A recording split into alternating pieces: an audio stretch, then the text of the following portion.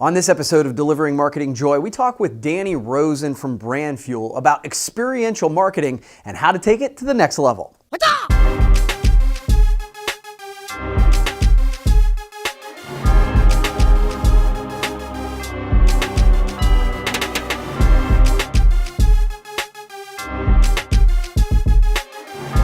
Well, hey there, and welcome to another edition of Delivering Marketing Joy. I'm your host, Kirby Hassman, and joining me today is an industry rock star.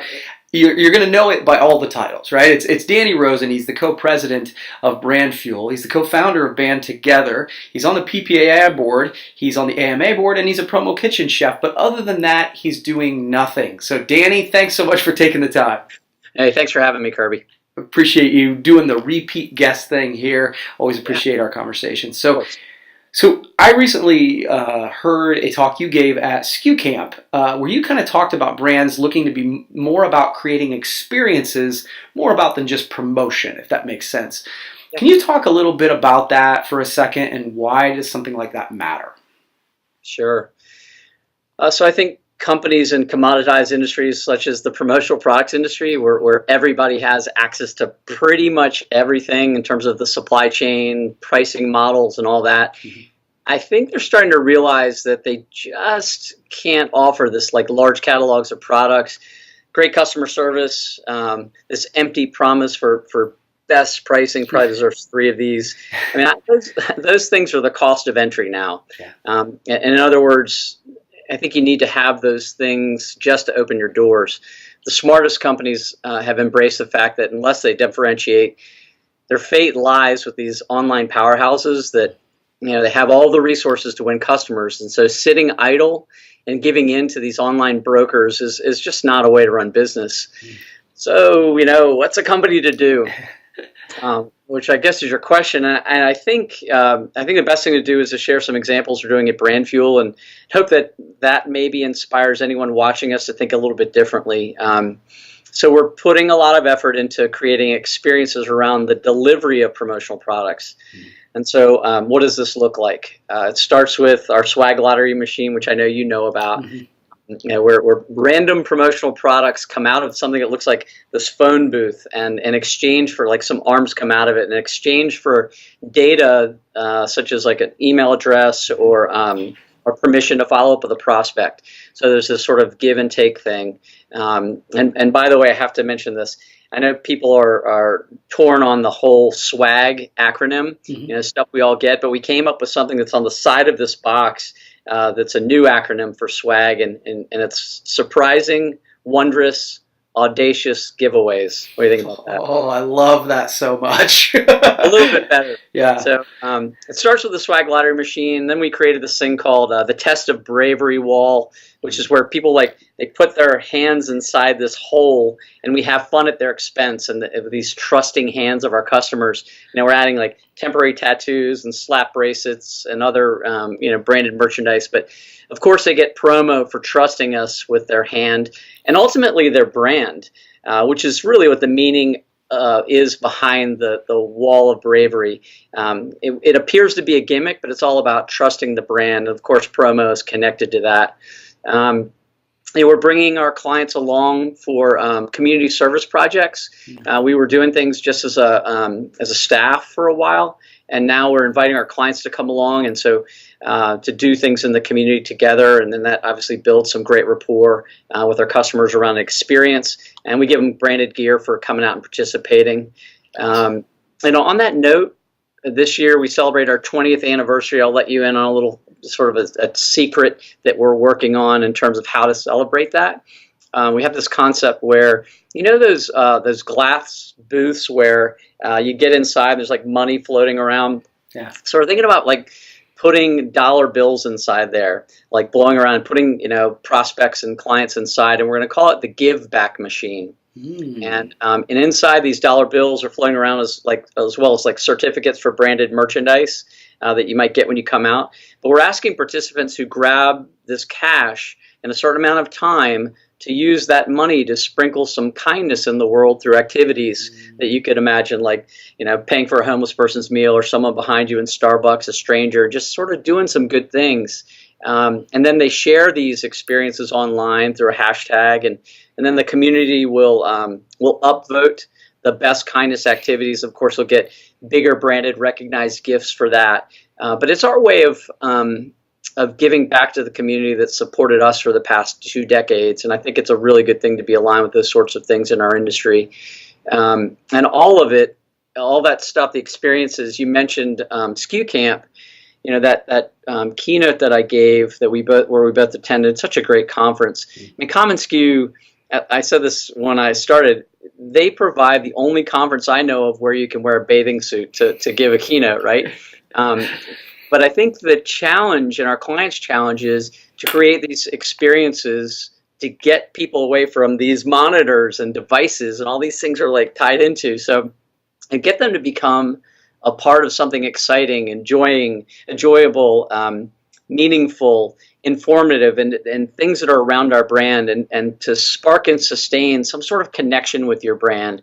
And doing this will create stronger memory and brand recall, which is really good. And I think this in-person engagement around this experience you asked about, that's the next frontier for earning attention and perhaps and hopefully winning over customers. Yeah, no, and for what it's worth, I love what you're doing, and I love what I like about some of the things you're doing, Danny, is it makes me think about how I go to market, and from my perspective, that's one of the ultimate compliments I can pay. So I appreciate what you're doing.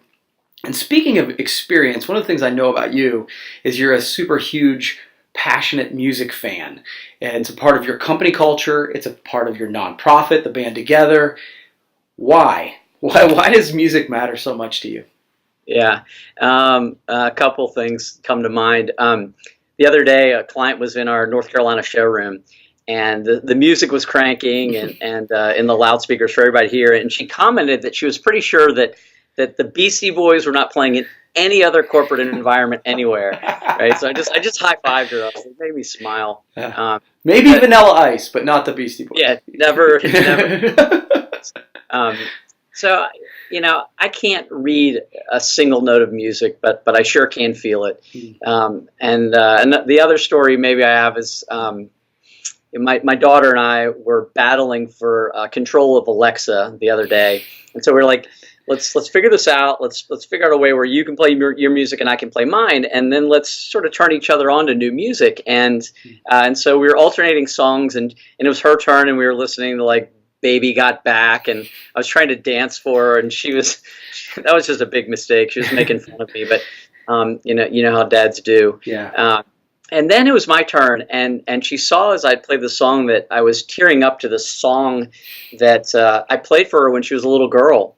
And so like I'm like I could like cry right now. So I'm like, because the song does this to me. I'm like weeping to Van Morrison's Sweet Thing, and you use this as the intro to this whole thing. But like I'm hoping for her to understand the power of like the words and the music and the meaning it had for me. Like just show a little empathy and respect. Maybe just a tiny dose of understanding. And what does she do? She pretty much calls me a freak for crying and listening to music. But so, and I know I'm not alone. Like the goosebumps I get when I'm watching live shows and the band's cranking it out. I know I'm not alone with the way how music can make you feel. But I see music as an alchemy for connection. In the early years when I was growing and leading this nonprofit Band Together, we had a sense that music was the common language that would bring community together.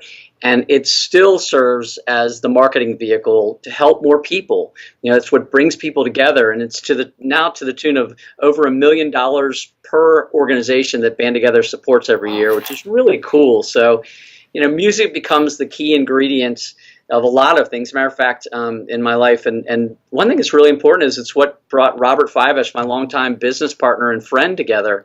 In high school, it was a funny story. We were telling our friends that we were at the ODU library as a college in town in North Virginia. We were like, we're studying, Mom and Dad, but we were really, using our brother's fake IDs to get into the local venue to slam dance at a Ramones concert. So it's baked into Brand Fuel in many ways. And then one more thing about it, I think how it connects with Brand Fuel. We created something in our company called the Band Fuel Project. So band fuel versus brand fuel. It's sort of cool when you can take one letter out of your company name and it actually stands for something pretty cool. Yeah.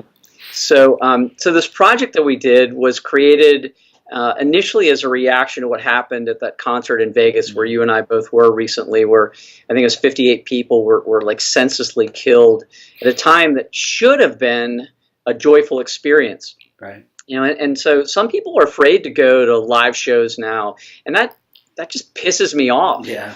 And so we just shouldn't be afraid to go to concerts or churches or schools or anywhere.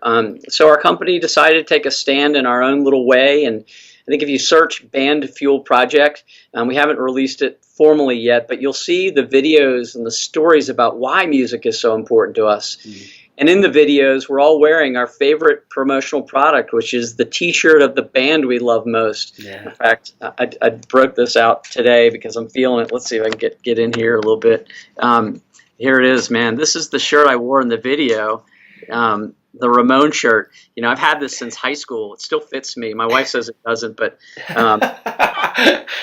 but of course it does. But it does. To me, it's close to my heart, and that's all that matters. But I think we'd be humbled if anything, everyone was watching this and they would post their stories about what their favorite band means to them. Yeah. Use the hashtag #BandFuelProject and hit those social channels, and let's let the world know that music is something that is a part of who we are, and that no one is ever going to take that away. Man, that's awesome. I love the concept, and I love getting you talking about music. It certainly leads wonderfully into my final question, which is, you're a purpose-driven guy, and that came through right there. And I love that about you. So we hear about purpose-driven business now. But do you think this type of business can and will make a difference, not only sort of make a difference in the world, but can it be successful? Yeah. The short answer is hell yes. And our friend Stan Phelps said at one point in time years ago, which I really have been reading on this more and trying to live this in our industry as well as our company. But after product, promotion, place, and price, purpose, I think, is going to become the 5th P of marketing. Mm-hmm. And so I think there's an opportunity to help companies with this corporate social responsibility initiative in our space. So you think about end buyers and what they're looking for, and that giving back to community does matter. How can we do that in our industry and help them through distributors, through their own teams, through suppliers that want to connect with distributors in a different way, maybe move merchandise, and hopefully through collaborative efforts, which I think sort of breaks down the wall of our supply chain that's sort of a little bit protective. But creating more purpose using our medium would certainly enhance the industry through a halo effect. And we know that giving back, it helps attract and retain staff and customers. And, ultimately giving back, and it's been shown in many studies, it can equate to even more wallet share. So I think that's important. At PPAI Expo, I brought a group of what I would call go-givers together just to explore if there was a place for cause marketing in our space. Our pal, Roger Burnett, he's going to lead the charge with something that we're calling Promo Cares. And again, soft rollout. You're hearing it really here first. Breaking the news on DMJ, baby. We ask ourselves if we can create an entity that is first a place for cause-related best practices and sharing those and case studies, and how that sort of works at the supplier level, the distributor level, and maybe how salespeople can differentiate by selling purpose versus just foam stress relievers. Mm-hmm. And then maybe how can we help our clients more deeply connect with their stakeholders and shareholders to their brands. We have such a great medium for that. Mm-hmm. A second thing that we're working on is we've talked to and gotten agreements from platforms like Distributor Central, Sage, ESP. All of them have agreed to work on this project where we're going to identify suppliers with specific products that are connected to giving back through search. And so, for example, a buy one, give one pencil kind of idea, where a client could choose where the pencil is donated to the school of their choice, which would be really cool. And just imagine featuring a social good collection of products. We could also feature causes. So imagine a sales rep looking for a cause that aligns with their client's brand that would be associated with the sale of a promotional product. So I think that could be really cool. The big idea is maybe that a percentage goes back to causes that are chosen either by distributors, suppliers, or end buyers, depending on what they want, where maybe 1% of net profits go back to causes that matter to them. And so this type of industry initiative provides recognition and differentiation for being a company and an industry with a heart. And so we want to guide that path. And all of this stuff provides great content for you, for PPA lobbying and DC. It certainly helps with PR campaigns like the Get in Touch campaign, and great content providers like that big banner behind you right now, the Promo Corner folks, which Bill has already said, hey man, we're all in, whatever we can do, which I love. There's just so much we can do. And so I would say if you're interested in joining this new social good initiative in our awesome industry, it's just getting started. Get in touch with Roger Burnett or myself, and we'll giddy up. Man, that's awesome. That is awesome, Danny. I appreciate it. You always give me a lot to think about, and I love that. You've answered my 3 questions. I give everybody a chance to ask me one question. Do you have one for me? Yeah, of course. I had to think about this. We both got a couple daughters. Yours are a little bit older, and I look at all the social media, and I think they're young, and sort of what do they want to do with their lives? We heard Roy Spence say that it's not asking what they want to do; it's what problem do they want to solve? What makes them passionate? And so, but let's just say that promotional products and Hasseman marketing was that thing. So if one or both of your beautiful daughters decided to join you in sales at Hasseman Marketing, what are some of the tips that you give them today in this, what I would say is an ever-changing sales landscape? Man, that's a great question.